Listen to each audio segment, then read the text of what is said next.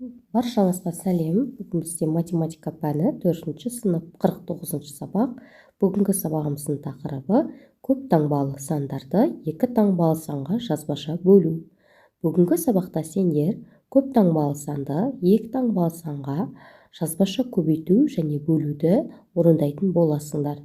Менің видеом пайдалы болады деген ойдамын, сондықтан соңына дейін қараңдар. Бірінші есеп. Есептеп, жауаптарын өсу ретімен орналастыр. Сонда сен Абайды шабыттандырған тағы бір мәдениетті білетін боласың. Бізде Абай Құнанбайұлы. Құнанбаев ұлы ағартушы, философ, ақын және Абай Құнанбаевтың шығармашылығы жалпы адамзат мәдениетінің үш ұлы көзінен нәр алды.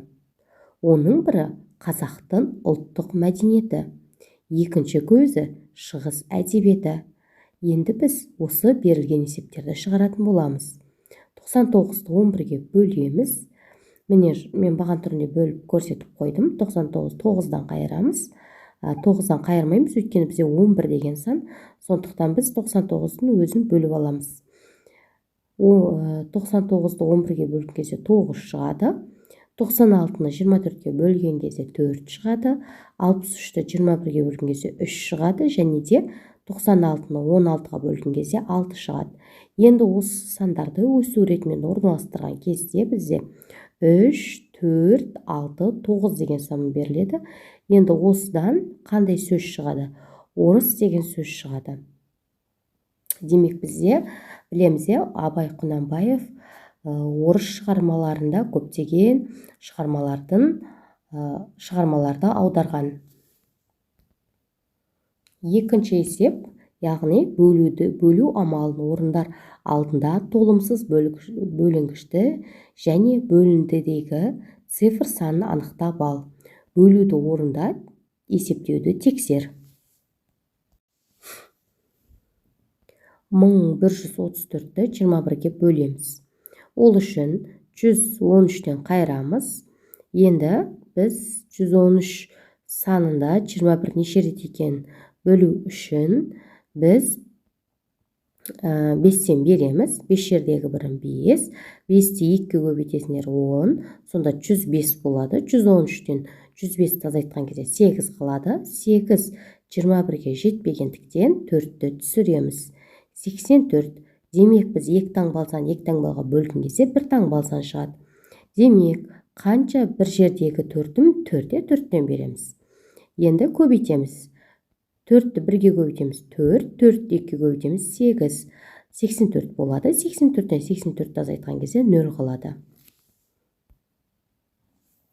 Үшінші есеп дәл осылай баған түрінде шығаратын боласыңдар. 798-ді 57-ге бөлеміз, және де бізде тексеруді орында деген сөз, тексеру деген сөз көбейту болса бөлу арқылы, бөлуді көбейту арқылы тексереміз.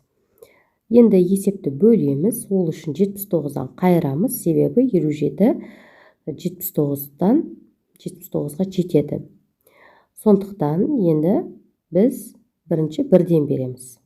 Бір жердегі 7-ім 7, бір жердегі 5-ім 5, 79-дан 57-ні азайтқан кезде 22 қалады. 22 бізде 57-ге жетпегендіктен 8-ді түсіреміз. 8 жердегі 4-ім 28, 8-і жазылып 2 ойда. 4 жердегі 5-ім 20, ойдағымен 22. 228-ден 228 азайтқан кезде 0 қалады. Демек бізде 798-ді 57-ге бөлген кезде 14 қалады.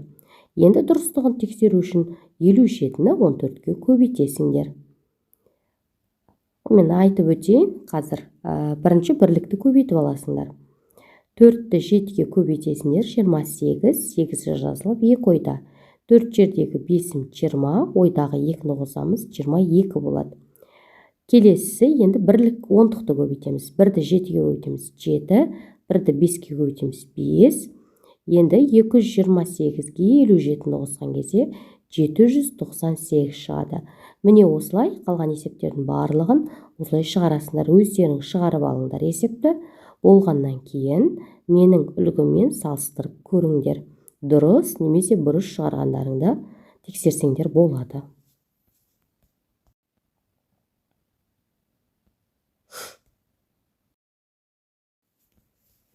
Төртінші есеп, үшінші есепке ұқсас. Бұл есепті де баған түрінде шығарыңдар. Есептеп тексеруді орында. Демек, бөлуді көбейту арқылы тексереміз. 252-ні 14-ке бөлеміз. Одан кейін 897-ні 39-ға бөлеміз. 528-ді 22-ге бөлеміз. 345-ді 15-ке бөлеміз. Енді бұл жерде қарап тұрсаңдар, 3 таңбалы санды 2 таңбалы санға бөлген кезде бізде 2 таңбалы сан шығады. 4 таңбалы санды 2 таңбалы санға бөлген кезде әр кезде есепке байланысты, берілген санға байланысты 2 амалдан, 3 амалдан тұратын есептер шығады. Ал енді қазір біз 528-ді 22-ге бөлейік. Біз 52-ден қайырамыз, өйткені 22 саны 52-ден неше рет болуы мүмкін? 2 рет болуы мүмкін, өйткені 2-ні 22-ге өткен кезде бізде 44 шығады. 52-ден 44-ті азайтамыз, бізде 8 қалады. Енді 8 22-ге жетпегендіктен 8-ді түсіреміз. Енді 88 22-ден неше рет екен бар екен білу үшін екі жердегі неше соңғысы көбейту кестесінде 4. Екі жердегі нешем көбейту кестесі соңғысы 8. 4-тен береміз. Екі жердегі 4-ім 8. Екі жердегі 4-ім 8.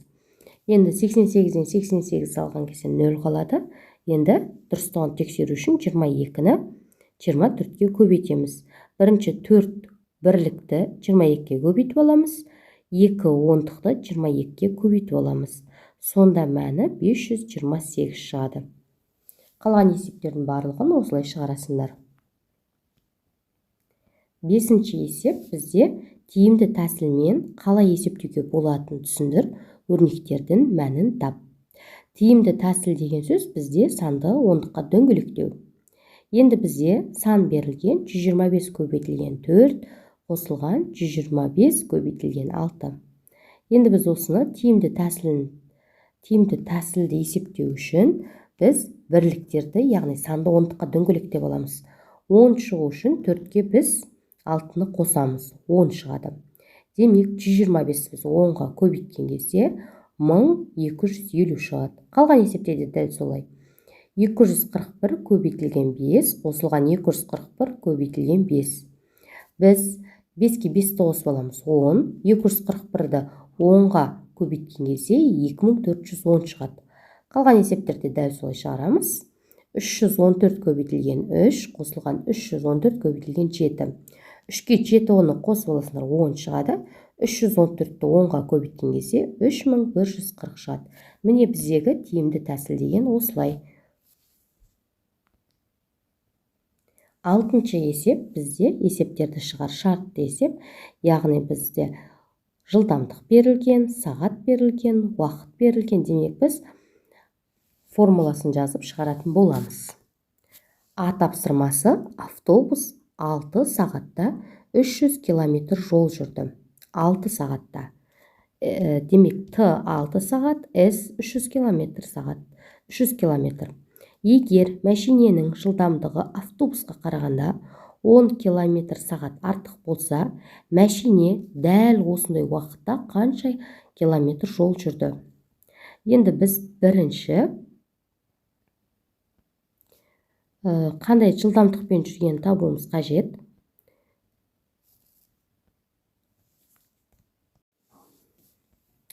Үш жүзді, яғни арақашықтықты сағатқа бөліп аламыз. 300-ді 6-ға бөлеміз, сонда 50 болады. Демек, автобус 50 км сағатпен жүрді.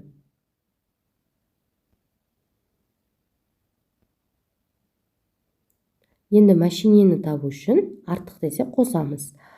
50-ге 10-ды қосасындар, 60 болады. Демек, біздегі машинаның жылдамдығы 60 км сағат. Енді оның жалпы арақашықтығын табу үшін біз 60-ты 6-ға көбейтеміз. Сонда 360 км болады. Машине 360 км қашықтықта жүріп өтеді. автобус бізде 300 километр жүріп өтеді.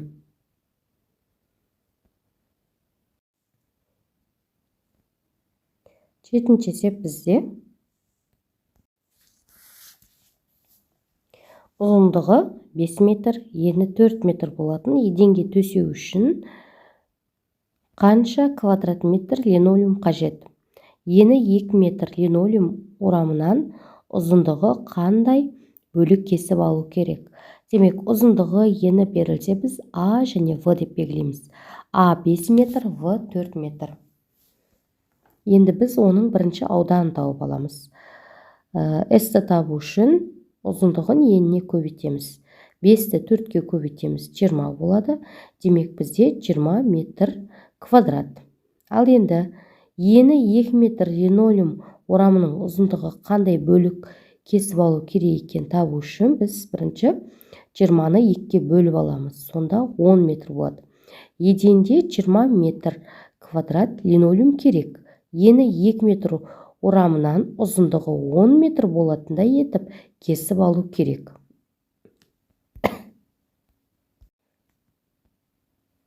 8-ші есеп, қабырғалары 4 см болатын шаршысыз, оны 2 сызықпен 4 бөлікке бөл. Тапсырма бірінші тәсілмен орында қандай фигуралар пайда болды? Міне мен сызып көрсетіп қойдым. Сендер де осылай сызасыңдар. Ұзындығы мен ені 4 см, өйткені шаршының барлық қабырғасы бірдей. Осылай сызамыз, оны 4 бөлікке бөлеміз. Бірнеше тәсілмен қазір бөліп көрсеттім, ал енді мұқият тыңдаймыз. Шаршыны 2 сызықпен бөлгенде шаршы және тіктөрт бұрыш пайда болады. Міне көрсетіліп тұрғандай шаршы пайда болды, тіктөрт бұрыштар пайда болды. Бірінші тәсілде шаршы, екінші, үшінші, төртінші тәсілдерде тіктөрт бұрыш пайда болды.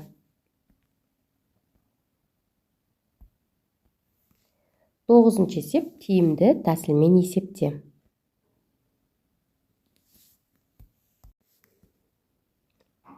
Бұл жердегі біздегі D дегеніміз 46 мен 23 санына тең, К дегеніміз 3912 және 6384 санына тең, және де А дегеніміз 32 және 64 сандарына тең. Енді бұл жердегі әріптерді, әріпті өрнек болады. Әріпті өрнектерді санды өрнекке айналдырып шығаратын боламыз. 31-ді 4589-ға көбейтіп аламыз. Сонда бізде 142259 шығады. 26772-ден 2-ге 46-ны бөлеміз. Сонда 582 шығады. Енді шыққан мәндерін бір-бірінен азайтатын боламыз. 14142.259-дан 582-ні азайтып аламыз. Сонда мәні 141.677 шығады. Келесінде де дәл солай шығарамыз.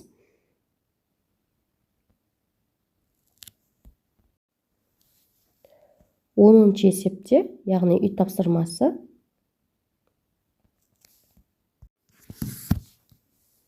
Үй тапсырмасына берілген есептер. 10-шы есепте үйде шығарып келеміз. Енді мұғалім сендерге қай есепті береді, сол тапсырманы орындайтын боласыңдар. Бұл жерде есептеп тексеруді орында. Міндетті түрде есептейміз және де оны тексереміз. Бөлуді көбейту арқылы тексереміз. Бұл жерде мен сендерге жазбаша жазып көрсеттім, бірақ сендерге қалай тапсырма береді, баған түрінде шығарып кел деп беруі мүмкін. Сендерге ұстаздарың қалай тапсырма берерді, сол бойынша тапсырманы орындаңдар. 714-ті 34-ке бөлген кезде бізде 21 шығады. Дұрыстығын тексеру үшін 34-ті 21-ге көбейтеміз, 714. Дәл солай 688-ді 16-ға бөлген кезде 43 шығады. 7644-ті 78-ге бөлген кезде 98 шығады. 6348-ді 69-ға бөлген кезде 92 шығады. Және де дұрыстығын көбейту арқылы тексереміз. Бүгінгі сабағымыз осымен аяқталды. Келесі сабақта кездескенше сау болыңдар.